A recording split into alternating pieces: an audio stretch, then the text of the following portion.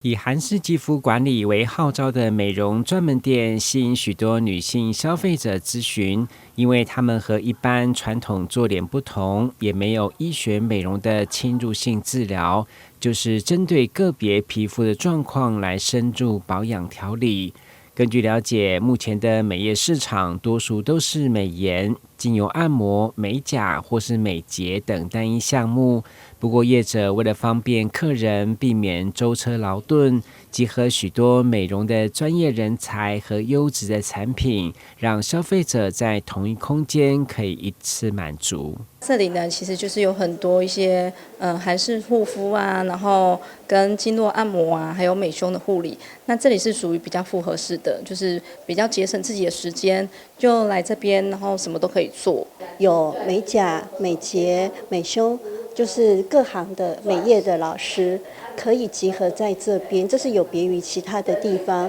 那這樣子呢，消費者不用移動到很多地方去，可以節省了很多交通的便利。業者除了號召台南最強的女力，協助民眾調理健康的肌膚和美麗的外觀來提升自信以外，在開業之初就不忘善盡企業社會責任，特別是資深美容師在抗癌成功後，將美胸的專業進一步轉型為育乳師，希望培育更多的乳癌術後照顧按摩的種子，來協助患者在身體和心理層面的整體性康復。